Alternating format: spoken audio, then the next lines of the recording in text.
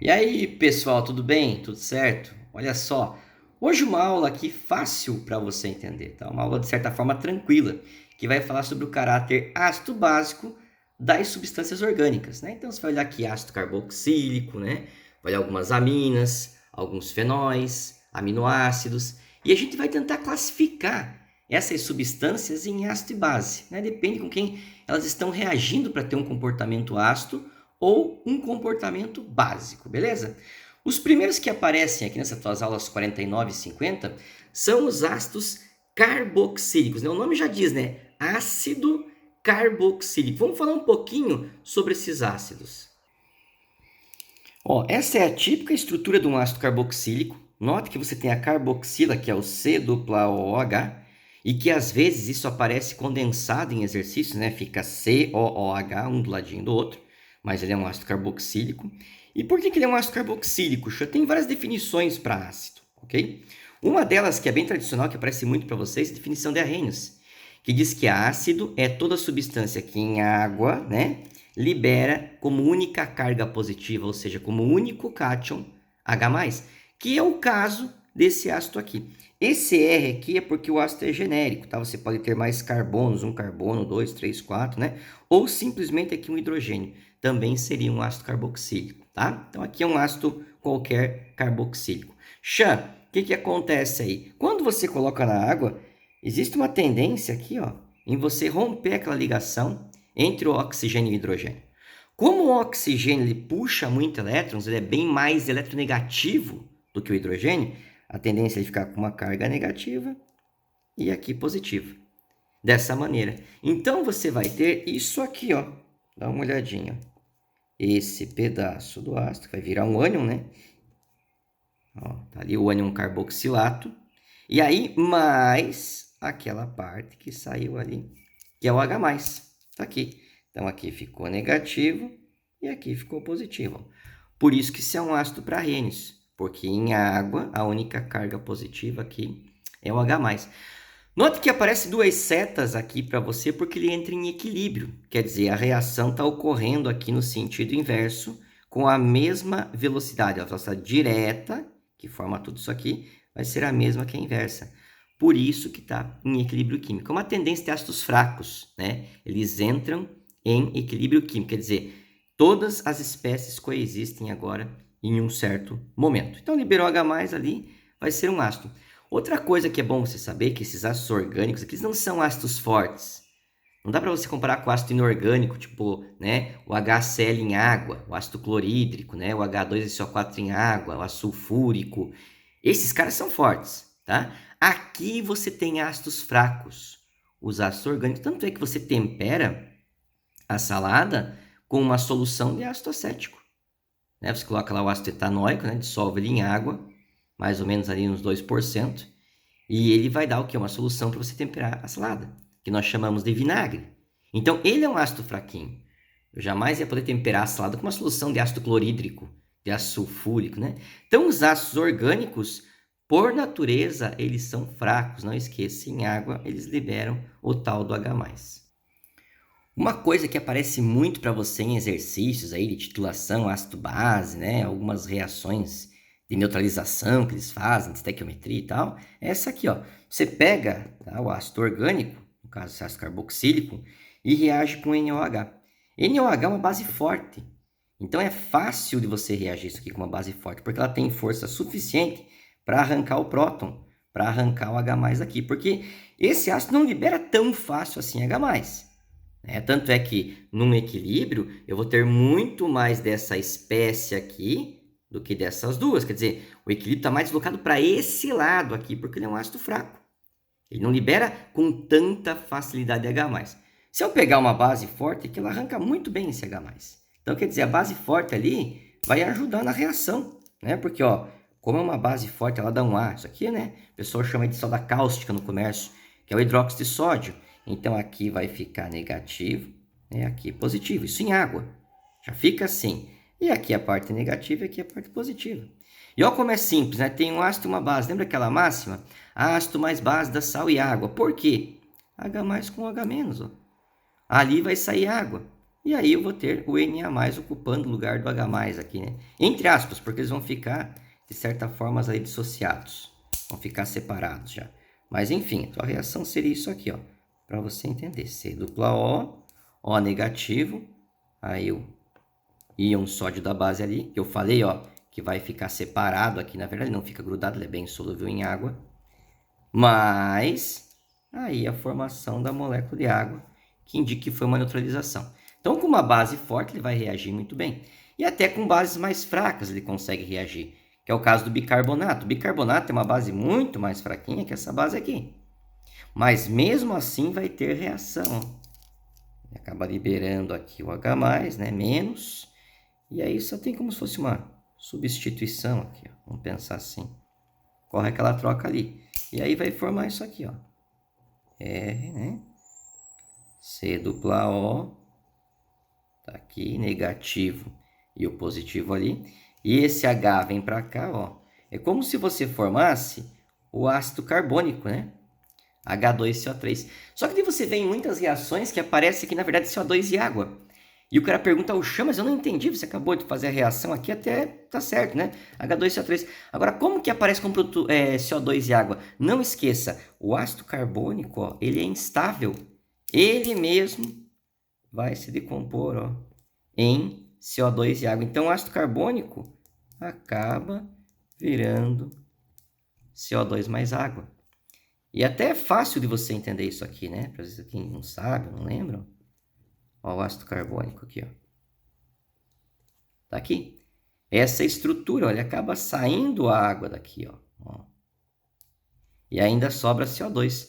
Duas substâncias bem estáveis, por isso que ele tende a formar CO2 e água, tá? Então, aqui, sobre os ácidos carboxílicos. Uma coisa que eu acho importante você lembrar é que você pode usar aqui alguns efeitos, que eles chamam de efeito indutivo, para você aumentar a força do ácido carboxílico. Então, por exemplo, ó, se você pegar aqui, né, vamos colocar esse ácido aqui, ó, o etanóico, C+O, né? Ele libera o H+ quando você coloca em água. Então, ele vai sair H+ ali, beleza? Ele tem uma certa acidez. Aí, o que acontece? Se você colocar átomos eletronegativos aqui, isso que aparece geralmente é o átomo de cloro, tá? Ó, se você colocar átomos mais eletronegativos que o hidrogênio, por exemplo, ó, cloro. Cloro só faz uma ligação também, ó, cloro, cloro e cloro. O que vai acontecer aqui? Como o cloro ele é muito eletronegativo, lembra? Ó, flúor, oxigênio, nitrogênio, cloro, são átomos que puxam elétrons, eles tendem a puxar. Então, quer dizer, a tendência desses átomos de cloro aqui é puxar os elétrons para ele das moléculas. Então, ele começa a puxar elétron, puxar elétron, puxar elétron. Como ele puxa elétron, a tendência é esse lado aqui ficar negativo. E essa outra ponta aqui, a tendência é ficar cada vez mais positiva.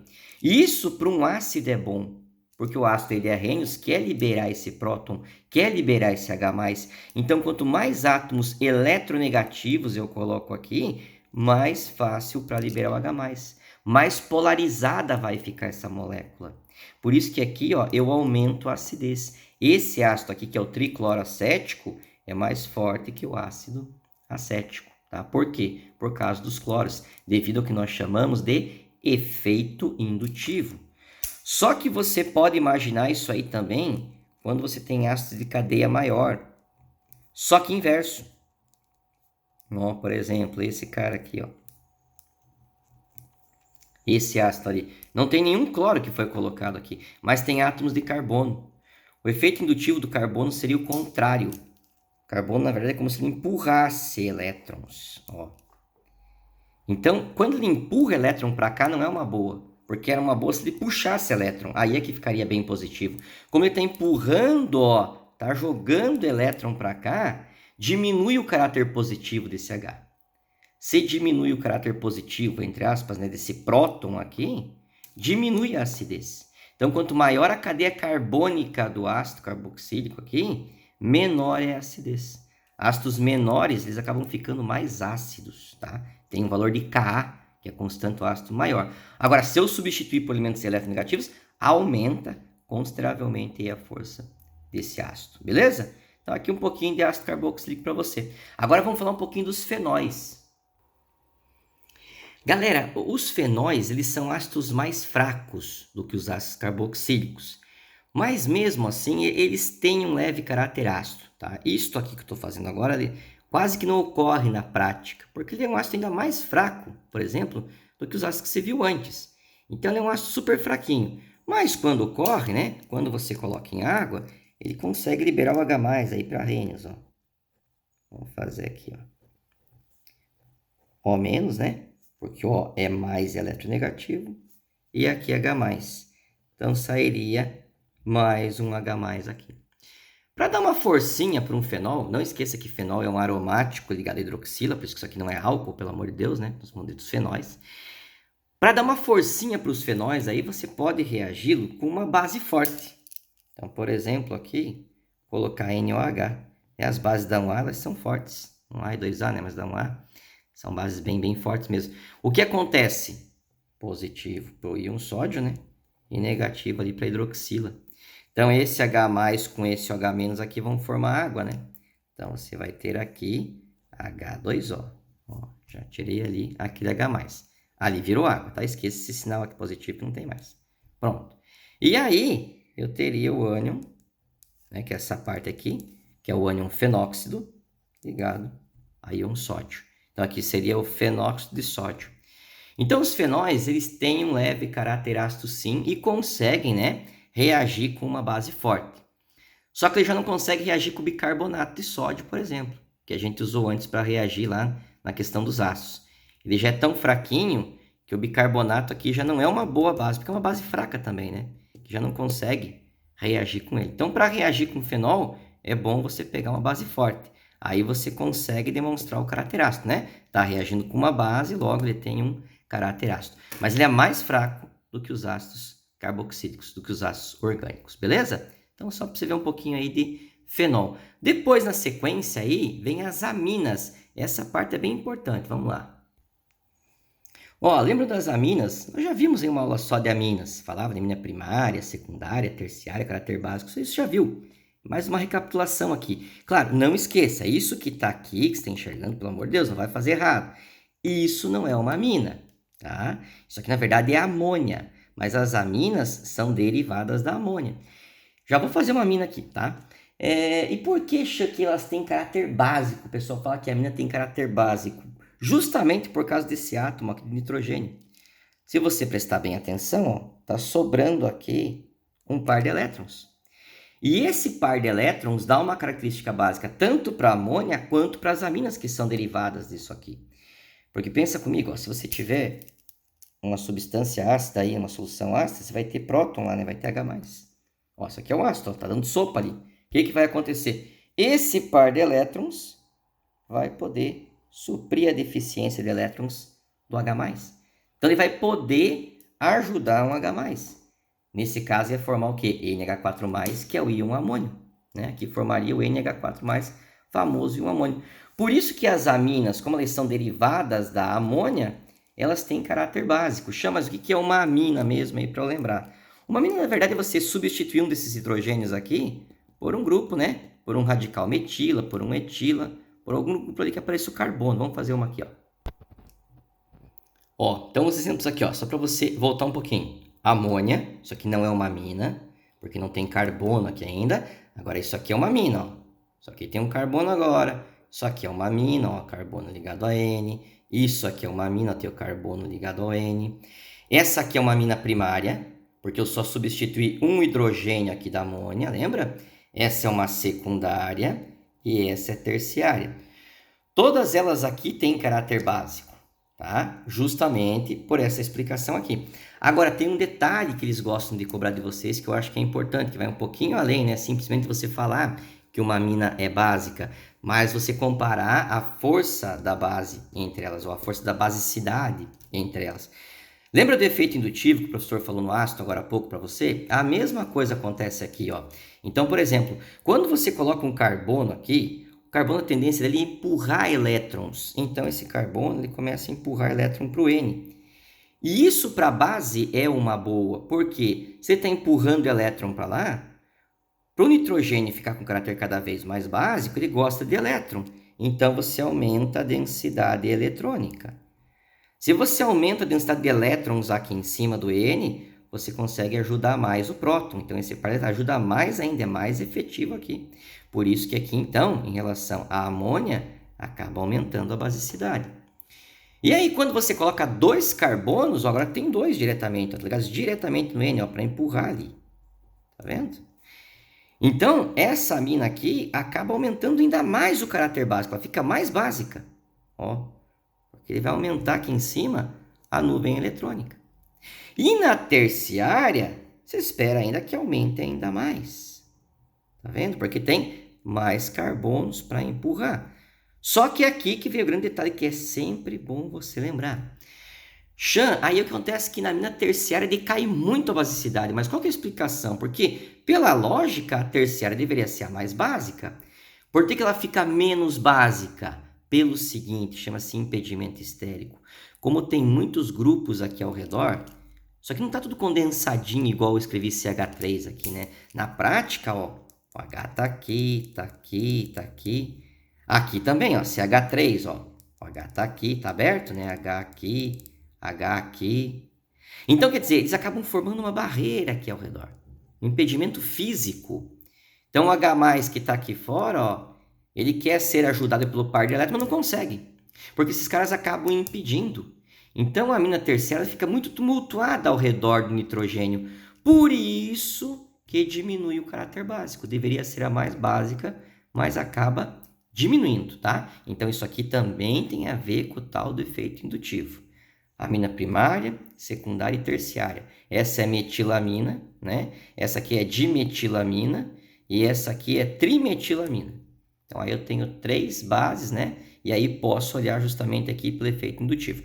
Outra coisa que é bom você lembrar, tá? Que às vezes não é tanto o caso aqui da aula em si, mas que eles gostam de cobrar de amina, é que as aminas terciárias, elas não formam ligações de hidrogênio entre suas moléculas.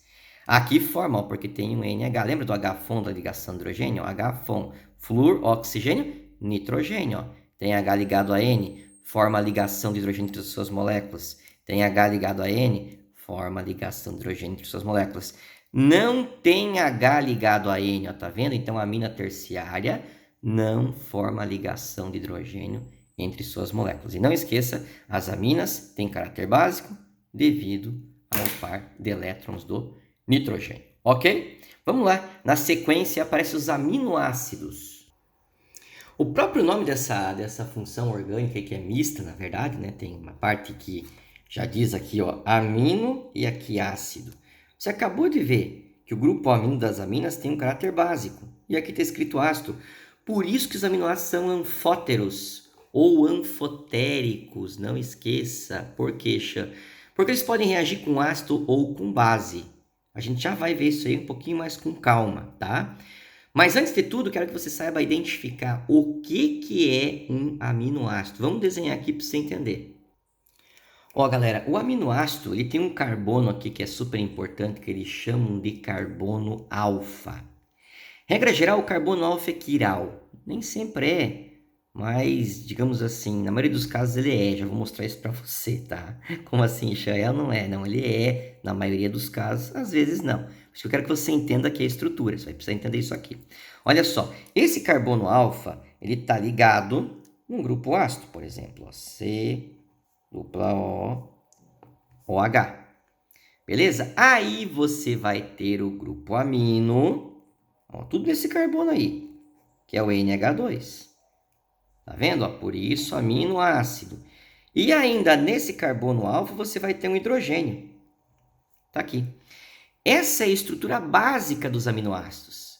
Essa estrutura aqui sempre vai se repetir. Mas por que eles são diferentes, Xan? Eles são diferentes devido ao que nós chamamos aqui ao lado de cadeia lateral, que é o R. Porque daí aqui pode ser um hidrogênio, pode ser carbono, carbono, enxofre. Então, quer dizer, o que muda de um aminoácido para o outro é esse grupo aqui. Se você modificar esse grupo, você vai ter um novo aminoácido, né? E tudo isso ao redor desse carbono alfa. Por isso que eu falei ali antes que geralmente o carbono alfa é quiral. Eles cobram isso muito em questões do vestibular, né? Apareceu um aminoácido aí, eles sempre vão falar da isomeria óptica do carbono quiral assimétrico. Por quê? Porque se esse R, né, for diferente desse hidrogênio aqui, ele vai ser quiral.